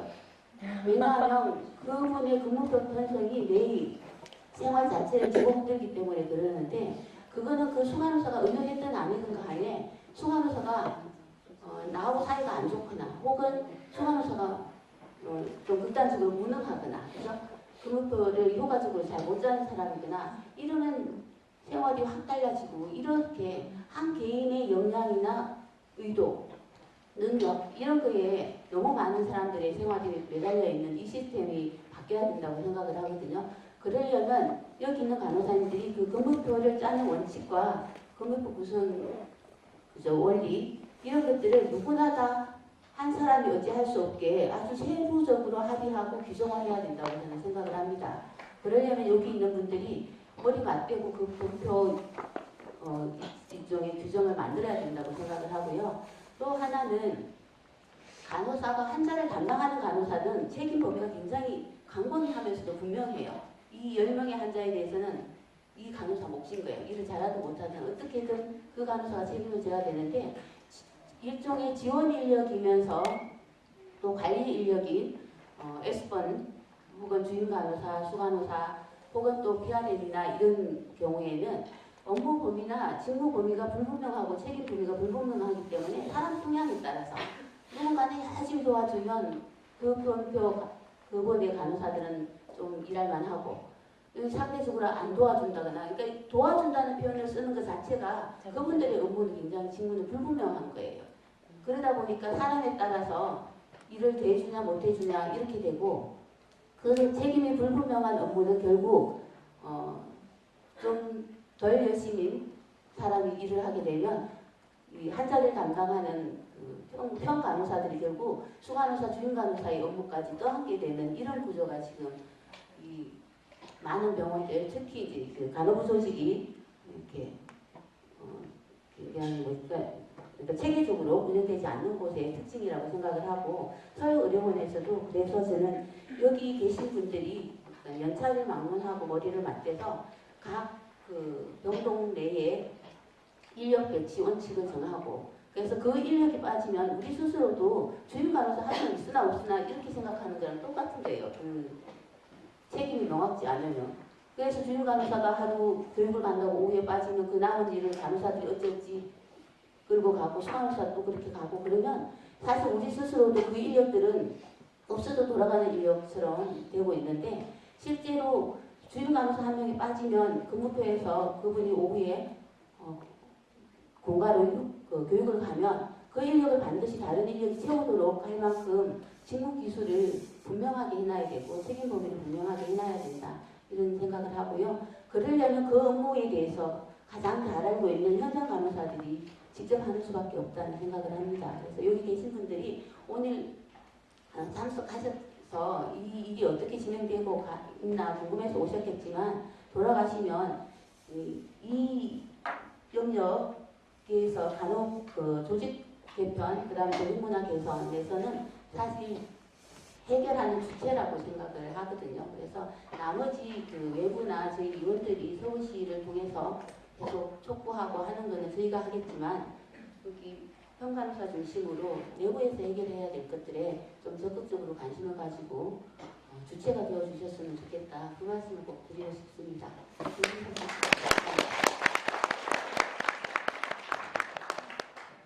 저희가 사실 굉장히 긴 시간 동안에 그리고 또 주말도 다 반납하고 많은 자료를 보고 분석을 해왔기 때문에요.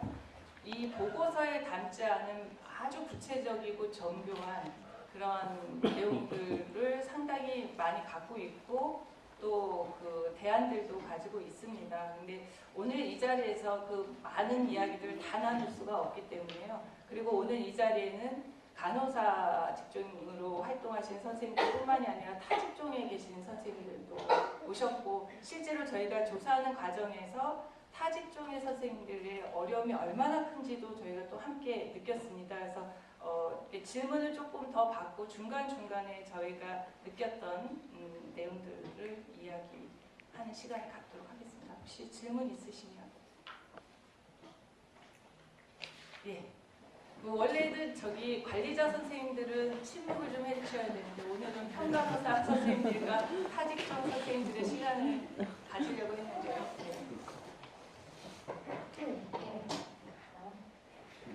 네, 저 배신분의 하선입니다. 조금 크게 제가 말씀해 주시겠습니다. 처음 질문을 하려고 죄송한데 조금만 크게 말씀해 주세요. 처음 질문을 하려고 했던 거는요. 우리 다른 신규 선생님이나 혹은 입사한 지 한 3, 4년 된 선생님들의 활발한 토론에 좀 작은 구멍을 내주기 위해서 실은 이제 제가 마이크를 먼저 잡았고요. 우리가 여기에서 손을 들까 생각을 해보니까 아무도 안 들 것 같아서 했습니다. 근데 이제 저도 이제 입사한 지 30년이 됐고 이제 계속 저도 같은 고민을 해왔습니다. 그러니까 왜 간호사들은 이렇게 하지? 왜 간호부서는 왜 간호사를 위한 행정을 하는 게 아니라 왜 자꾸 다른 부서의 그 마루처럼 모든 부서가 하는 이야기를 전부 담아서 간호사는 정서도 잘해야 되고 뭘도 잘해야 되고 친절도 해야 되고 계속 이런 식으로 이렇게 우리를 내재화했다는 생각이 들어요.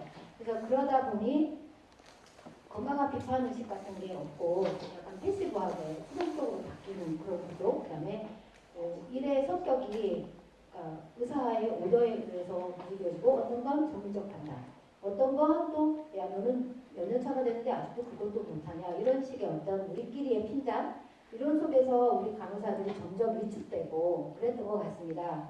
그래서 사실은 저도 올해 내내 이 서지훈 간호사 사건에 대해서 정말 고민이 많았습니다. 왜 이렇게 됐을까? 근데 저도 사실은 직장 내 괴롭힘의 당사자였습니다. 입찬 소리 좀 잘한다고 이래저래 돌리고 계속 없는 부서 가서 하고 또 평가 아프고 평가 홈제하게 하고 이런 식으로 했거든요. 그래서 그러니까 이제 우리 병원에 지금 이렇게 만연한 우리 간호사들이 느끼는 건 아까 말한 것처럼 권고안을 보면 간호 조직에 대한 기본적으로 이 사건을 일으키게 한 최종적인 책임은 김민기 병원장한테 있을 수밖에 없지만 그의 경영진도 마찬가지겠지만 실제로 이 행위를 한 자체는 저는 간호부장이라고 생각을 하는데 전 간호부장은 지금 현재 월급도 제일 많이 받고 제일 편한 부서 가서 그냥 그렇게 살고 있어요. 아무 페널티가 없습니다. 오히려 어드밴티지가 있는 거죠. 그러다 보니 현장 간호사들은 뭐야 그렇게 돼도 되는데 그리고 우리는 계속 서지훈이 왜 그랬을까 계속 이런 고민을 안고 있단 말입니다. 근데 권고안이 나왔어요. 근데 아무것도 실행이 안 되고 있어요 현재. 그래서 9월 4일날 발표를 저희 서울시청에 갔었거든요. 휴가 받아서 왔어요. 어떤 사람 그냥 업무차 왔어요. 누구는 휴가 받아가고 누구는 고가 받아가고 웃기잖아요. 그런데 그렇게 해서 제가 가서 들어봤더니 저는 많은 기대를 안고 갔습니다. 그 전날 9월 2일날 서울시장이 100% 권고안 수용하겠다. 플러스 알파로 하겠다. 이 보도를 보고 정말 가슴이 떨렸습니다. 근데 지금 현재까지 이루어진 건 2달이 지났는데 아무것도 이루어진 게 없어요. 그런데 저는 우선 우리 간호사들이 제일 페널티가 왜 우리 간호사들이 이렇게 아무 움직임도 없이 이렇게 있을까라고 생각을 해보니까 결론은 벗긴 거예요. 페널티가 없는 거예요. 그냥 저 사람은 계속 저 자리에 저렇게 있고 편하게 놀고 먹고 우리는 우리대로 계속 그냥 그 상태. 언제 어떻게 될까? 되긴 하는 거야? 이렇게 하면서 의구심을 품고 있거든요. 그래서 저는 우선 당장 인사조치를 해도 벌써 했어야 될 사람들에 대한 계속 단존하는 이런 형태는 앞으로 어떻게 진행될 것인가 저는 지금 그게 제일 궁금합니다. 또 다른 분 말씀 몇 분 더 듣고 저희가 정리해서 답변을 하도록 하겠습니다. 아름다운 전통이죠. 질문하시라면 질문을 안 하시고 아마 지금 저희가 이제 면담을 제가 관리자 선생님들 면담을 대부분 했고 있어 다 상황을 알고 있는 황선희 파트장님이시죠? 예. 질문이 있으십니까? 안녕하세요. 응급실에서 기능기구를 근무하고 있습니다. 여기 들리나요? 네. 지금 3년으로 대항적 권력을 가지고 병원을 운영하다 보니까 자기 어떤 가시적인 성과만을 내세우기 위해서 하는 편향이 강하단 말입니다. 그러다 보니까 병원의 인사 노무에서 일을 하고 있는 중간 관리자들도 거기에 맞춰서 자발적으로 그런 경향을 보이고 있으니까 이런 문제가 안타까운 일이 계속 반복되고 있는 것 중에 하나거든요. 근데 서울의료원을 관리 감독하는 서울시의회나 서울시도 서울의료원의 인사 노무에 있어서 허천투성이라는 걸 누구보다도 잘 알고 있는데 알고 있다면서도 지금까지 어느 부분도 책임에 대해서 말하는 사람들이 없어요. 그러다 보니까 내가 잘못한 거 알고 있으면서도 계속 그러한 부분을 지금까지 해왔고 근데 이번에 공고한 9번째 부분 실태 점검하는 부분이 진상조사위원회 권한으로 제가 알고 있습니다. 좀 더 적극적으로 그러한 부분에 점검에 관여를 하셔가지고 이 서서히 죽어가는 이 조직을 다시 꽃이 피고 열매를 맺을 수 있도록 좀 적극적으로 개입을 해 주셨으면 좋겠습니다. 그 부분에 대한 의견을 좀 듣고 싶어서 질문을 드렸습니다. 제가 먼저 답변을 드리고 또 위원님들의 의견을 듣도록 하겠습니다. 저희가 조사 활동을 하면서 잘 들리시나요? 네. 조사 활동을 하면서 이 조직이 대단히 안타까웠습니다. 그러니까 권력이 특정인에게 집중되어 있다. 이거는 누가 봐도 저 같은 경우도 들어오자마자 하루 이틀 방문해서 몇 분하고 이야기하자마자 알 수밖에 없었던 일인데 이것을 서울시와 서울시의회가 몰랐을 리는 없다라는 생각을 가지고 있고요. 이게 10년 넘게 제가 어느 그 신문사 인터뷰에서도 얘기했고 토론회에서도 얘기했는데 10년 넘게 골마 터진 일이죠. 이거는 사고가 사과가 날 수밖에 없었던 기관의 어떤 특성을 가지고 있었기 때문에 사건이 난 거고, 그래서 저희가 권고안을 제시를 했고, 서울시가 적극적으로, 저는 이제 9월 2일 시장 그 대면 보고 자리에 제가 참석을 했고요. 그다음에 유가족에게 사과하는 자리에도 참석을 했습니다. 그래서 서울특별시 그 박원순 시장의 그 의지는 그때 당시에 굉장히 강했습니다. 있을 수 없는 일이 일어난 것에 대해서 유족에게 사과도 했고, 요번에 그 큰 혁신을 하겠다라고 약속을 했고, 저는 그것을 지킬 것이라고 지금도 믿고 있습니다. 그리고 권고이행 점검단이 그것을 지키도록 계속 모니터링할 계획이 있고요. 그 권력이 집중됐다 한 10년 동안에 그것이 변화하지 않고 그대로 있을 수밖에 없는 그 이유가 있었을 것이다라는 생각을 하고 있습니다. 서울시가 일하는 방식이 바뀌어야 됩니다. 그러니까 서울의료원도 바뀌어야 되지만 서울시가 그동안에 일했던 방식도 바뀌어야 되는데, 지금 권고안 그 이행과 관련돼서 그 진행되고 있는 과정이 기다리시면서 대단히 그 안타깝고 답답하고 이러실 수는 있을 것 같습니다. 근데 관행적으로 해왔던 프로세스가 있다면 이번에는 바꾸지 않으면 저희 권고 이행 점검단도 그대로 지켜만 보고 있지는 않을 것이라는 것을 약속드립니다. 네. 저는 이 정도로. 그 공공의료기관에 대한 실태 조사를 저희가 계속 하는 걸로 이해를 하신 것 같은데, 그는 아니고 저희는 이제 서울의료원 사건의 그 진상 조사를 담당했던 팀이고, 그 권고안이 이행되는 것을 지켜보는 것까지가 저희 역할이고, 공공기관에 대한 실태 조사는 저희가 공고를 했으니 서울시에서 이제 또 그 뭐 실태 조사단을 꾸리든 이렇게 해서 진행되는 걸로 알고 있습니다. 답변이 다 안 돼, 충분하지 않으면 저 말씀을 주시면 답변 드릴게요. 아니, 파트장 선생님들 말고 사실 평간호사 선생님들도 직종 선생님들 이야기를 많이 듣고 그 압력을 주시면 가서 권고 이행을 촉구하려고 했는데 자꾸 파트장 선생님들만 마이크를 잡으시는 거예요. 죄송합니다. 의도하신 대로 이제 우리 평간호사 선생님들이 말씀을 해주셔야 되는데 말씀들을 잘 안 하셔서 82병동 파트장입니다.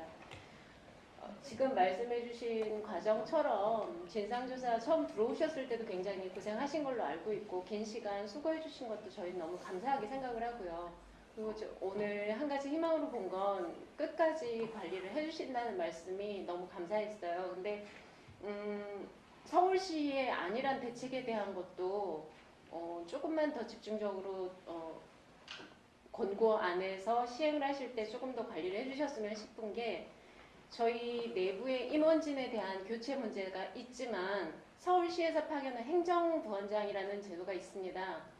근데 실질적으로 그 사람도 같은 맥락 안에 같은 기간 안에서 문제가 발생을 했는데 서울시가 확고한 의지가 없으니까 그 사람이 아직까지도 지금 현재 임기를 진행을 하고 있는 거거든요.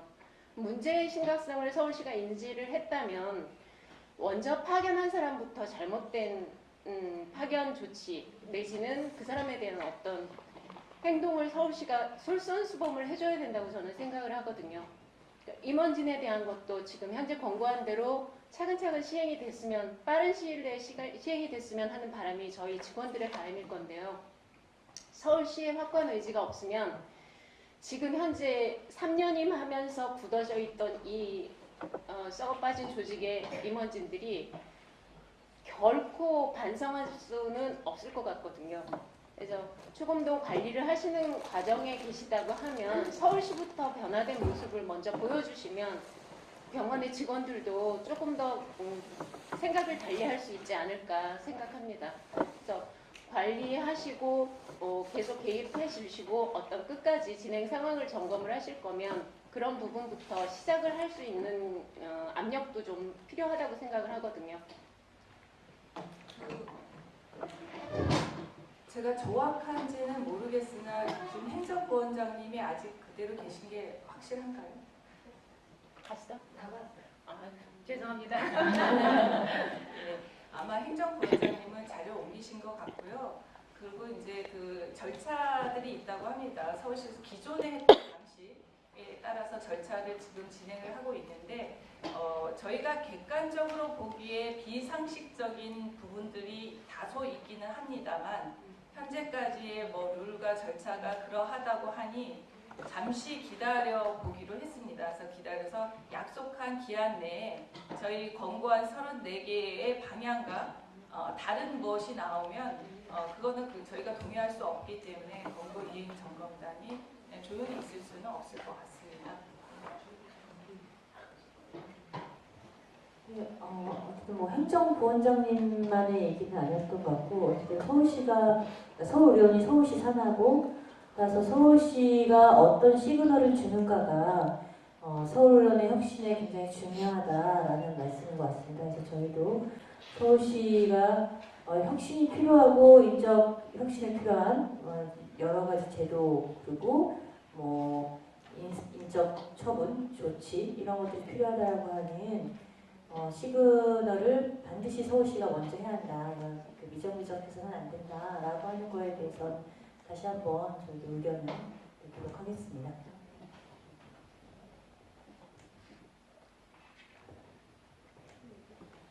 아니 이렇게 자꾸 저희가 이야기하기엔 권력을 가지신 분들이 말씀하시면 안 되는데 말씀하시겠어요? 예.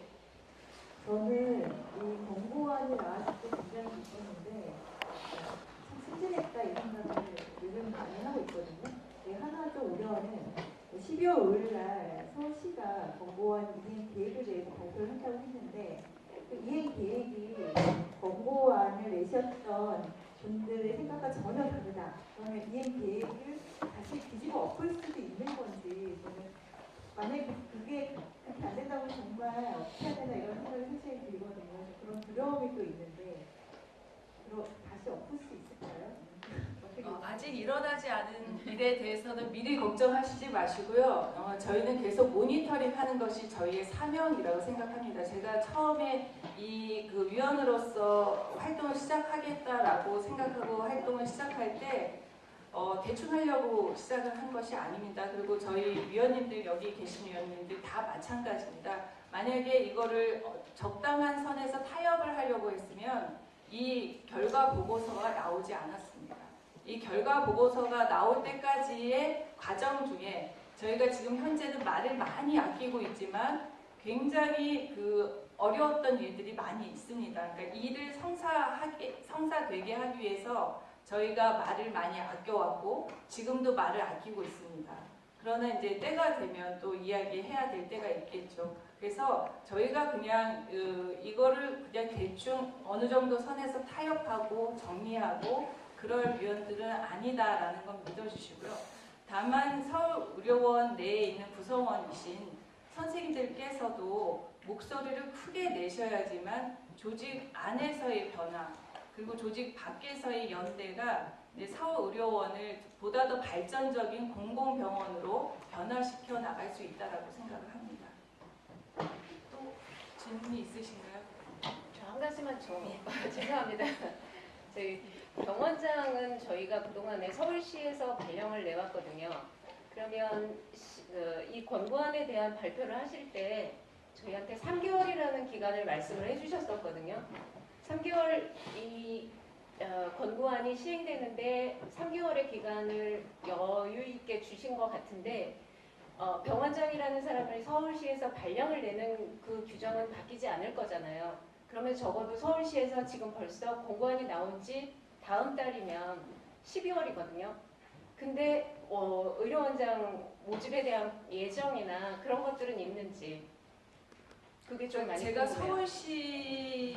서울시의 구성원이 아니기 때문에 책임 있는 답변을 할 수 있는 위치에 있는 것은 아니고요. 저도 이제 그런 부분은 사실 비상식적인 문제 해결 방식이다. 지금 문제가 된 인적 쇄신을 해야 되는 대상들은 사실은 서울시 입장에서는 확인해야 되는 절차들이 남아있다라고 이야기하지만 그렇다 하더라도 일단 업무 배제를 하는 것이 맞지 않아요. 그게 상식이다라고 이야기는 하고 있습니다. 저희 위원회에서는. 그러나 이제 서울시는 그동안에 했던 그 어떤 규정과 규칙에서 문제를 해결하려고 하기 때문에 다소 시간은 걸린다. 그래서 3개월이라고 하는 기한은 뭐 그 권고를 이행하는 기간이 아니고요. 권고 이행을 위한 플랜, 기획을 하는 그날, 그러니까 12월 5일까지는 어떻게 권고를 이행하겠다라는 안을 발표하겠다고 합니다. 그래서 제가 권고 34가지를 모두 그때 계획을 발표하는 것보다 어떤 것은 먼저 할 수도 있고 어떤 것은 좀 시간이 필요한 것도 있으니 먼저 할 수 있는 것은 먼저 해야 되지 않겠느냐라고 이제 의견은 냈는데 그런 소통을 지금 하고 있는 과정입니다. 그래서 지금 제가 서울시 관계자가 아닌지라 서울시 입장을 말씀드릴 수는 없고 지속적으로 소통은 하고 있는 과정이다 이렇게 말씀드리겠습니다. 혹시 다른 또 궁금하신 거 저희는 예. 네, 안녕하세요. 저희 소매팀의 기능기구 있는 이원렬이라고 합니다. 다른 게 아니라 지금 제가 나이가 좀 있어서 노안이 왔는데 강경화 선생님 맞으신가요? 네, 동명이 이제 외국 장관이 아니고요. 네. 제가 한림대학교에 있는 강경화입니다. 네, 조금 아까 저희들 보러 목소리를 내라고 그랬지 않습니까? 그리고 연대를 이 안에서는 목소리를 내고 밖에서 같이 연대를 한다 이렇게 말씀하셨는데 지금 여기 저도 마찬가지지만 그렇게 뭐랄까 높은 자리에 있는 분들이 말씀을 하시고 지금 평간호사님들이나 그런 분들은 지금 아무도 무언의 침묵을 지키고 있지 않습니까? 그러니까 지금도 마찬가지로 어떻게 연대를 하고 어떤 목소리를 내야 되는지 그런 방법을 좀 가르쳐 줄 수는 없는지요? 저만 얘기하니까 좀 그런데 전 짧게 얘기하면 이게 소그룹 모임들도 좀 많이 만드셔서 같이 이야기하고 병원에 대해서 토의하고 이런 그 자유로운 분위기들이 좀 많이 만들어줘야 될 것 같아요. 근데 지금까지 그러한 모습은 경험을 전혀 못하시지 않았나 이런 생각은 가지고 있습니다. 그래서 더 길게 말씀을 드리고 싶지만 저만 이렇게 답변을 하는 게 적절하지는 않은 것 같아서 마이크 배분을 좀 하도록 하겠습니다.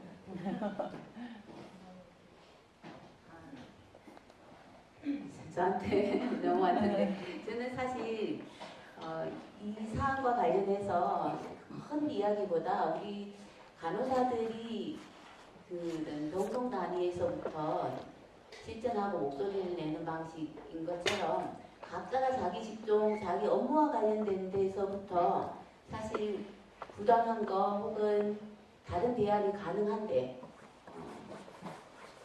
시도하지 않는 거 이런 거를 찾고 시도하고 요구하고 그 다음에 저희가 당장의 대안으로 이거를 해달라 요구하지 않더라도 하다못해 저희가 인사전행이 이루어질 수 있었던 배경에는 보면 인사원칙이 공개되지 않았던 거 이런 거부터 시작하는 거라고 보거든요. 그런 거를 공개할 것, 그런 내용이 어떻게 되어 있는지 확인하는 거.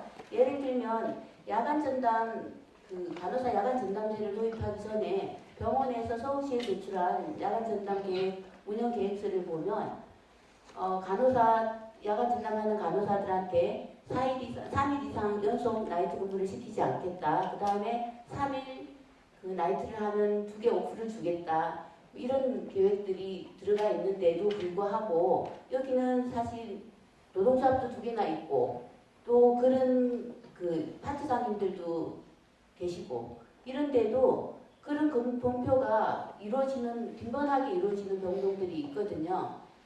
그런 거부터 저는 시작이라는 생각이 들어요. 우리가 스스로 규정이라고 얘기하고 했던 내용이 우리 병동에서 혹은 우리 부서에서 지켜지지 않으면 그거를 노동조합이든 어디든 이게 지켜지지 않는데 이게 왜 그런 거냐, 이거의 책임이 누구한테 있는 거냐 묻고 확인하고 이렇게 하는 과정 자체가 조직의 분위기를 바꿀 거라는 생각이 들고요. 그 과정에서 서로 공동의 문제 해결을 위해서 필요하면 내부에서 혹은 필요하면 외부의 지원을 요청하고 이렇게 하는 거 아닐까 싶습니다.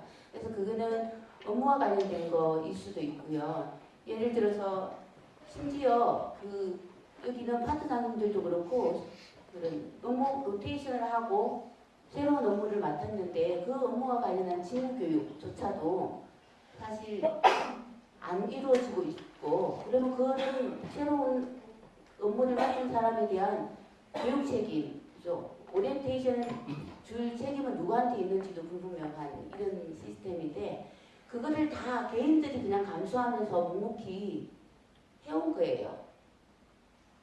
그러다 보니까 성실하고 책임감 강한 사람들은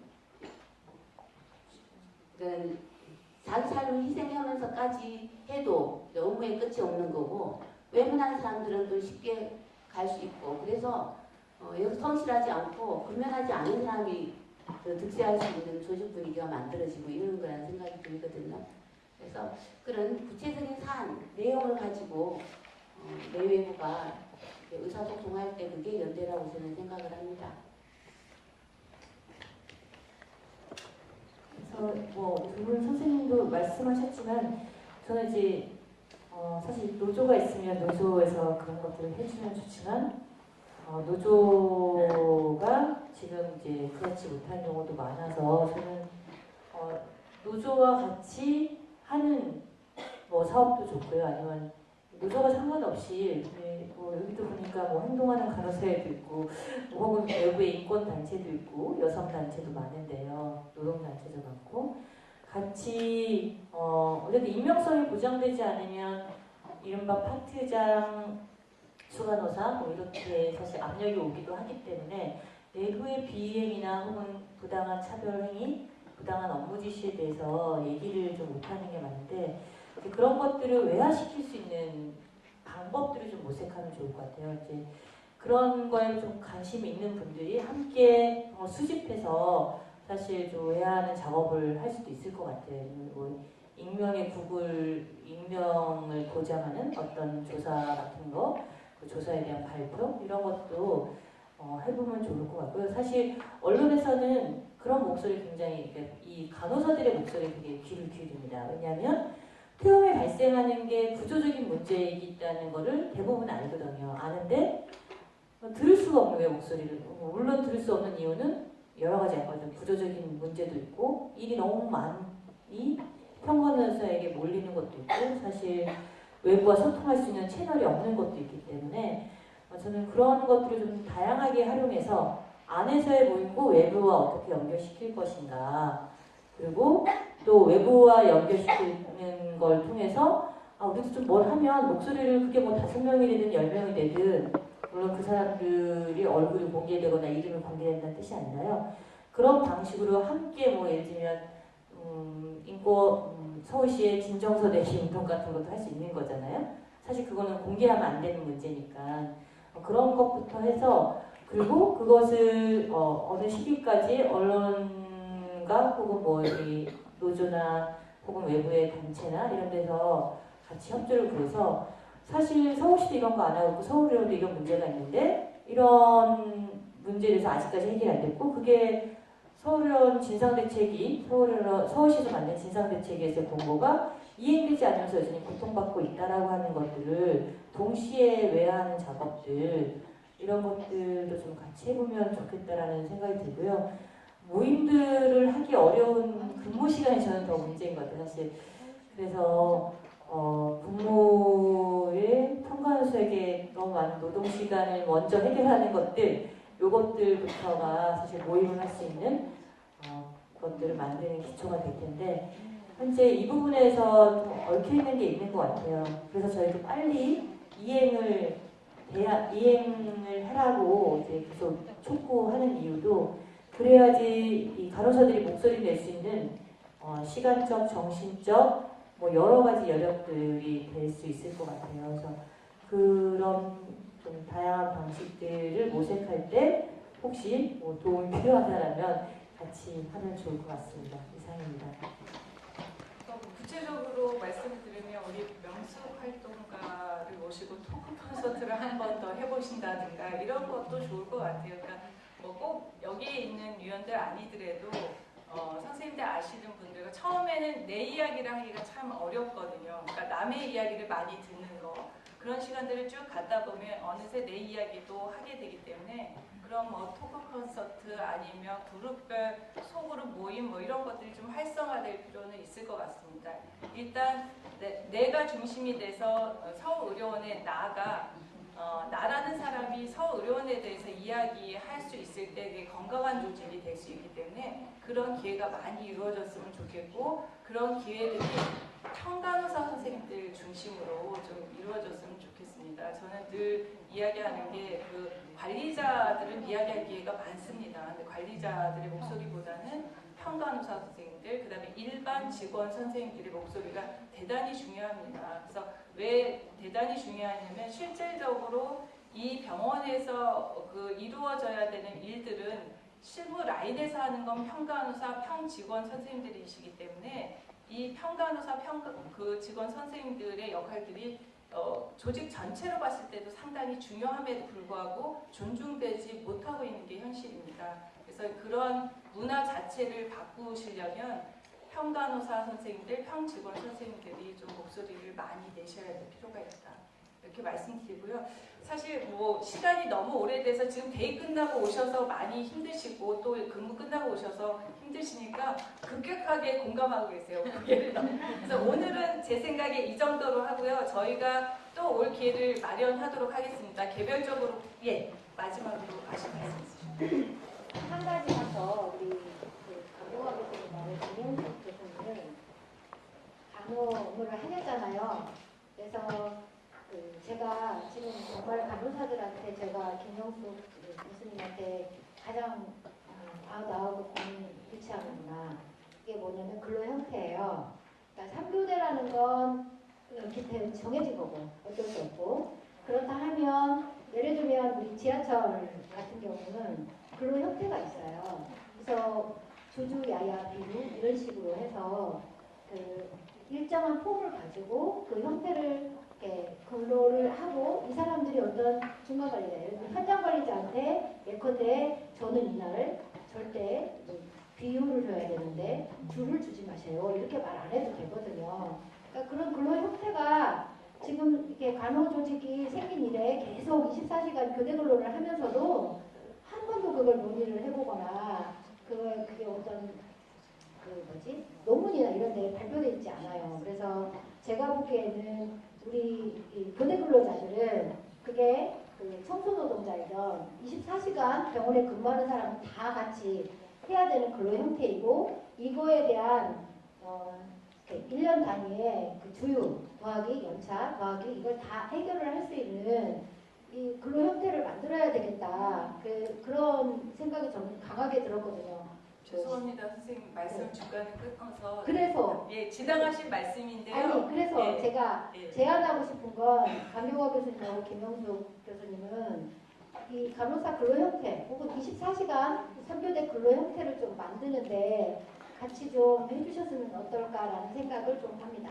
여러분이 요청하면 저희는 언제나 도울 준비는 되어 있고요. 저희가 이제 근무표를 분석을 하면서 한 개 병동만 본 게 아니라 서울의료원 전체 병동을 다 봤기 때문에 전체 병동에서 간호 요구량에 따른 인력 배치도 아니었고 여러 가지 원칙이 없음을 확인을 했어요. 그래서 이제 어떤 형태로 가는 게 좋을지에 대해서는 이제 나중에 이게 오늘 지금 다 할 수 있는 이야기가 아닙니다. 그래서 서울의료원에서 요구가 있으면 저희는 언제든지 그 준비가 되어 있다는 약속을 드립니다. 또 다른 말씀 없으시면 오늘은 여기서 조금만 한 분이 또 말씀을 하시겠다고 해서. 네, 안녕하세요. 저는 오늘 이거 다 받으셨죠? 저는 행동하는 간호사회에서 그 활동을 하고 있는 이민화라고 합니다. 저 예전에 간호사로 일을 했었고요. 그래서 사실 이 자리에서 마이크를 들고 어떤 의견을 얘기한다는 게 얼마나 힘든 건 줄 알고 있어요. 그래서 그냥 짧게 든 생각인데 뒤에 보시면 문의 메일이 있거든요. 오늘 혹시 못다한 얘기가 있으시면은 저도 시민대책위로 활동을 하고 있기 때문에 위원님들한테 전달을 해드릴 수가 있어요. 그래서 뭐 짧게 이렇게 말씀을 드리고 싶어가지고 마이크를 잡았습니다. 감사합니다. 고민스럽고 답답한데 아직은 저희 여기 분위기가 공개적으로 얘기할 수 없는 내용이다. 그러면 행동하는 간호사의 홈페이지에 들어가셔도 좋고 명숙 위원님 활동하시는 인권단체에 들어가셔도 제보를 하셔도 괜찮습니다. 예. 그래서 오늘은 그럼 이것으로 마무리하도록 하겠습니다. 다음 기회에 다시 뵙도록 하겠습니다.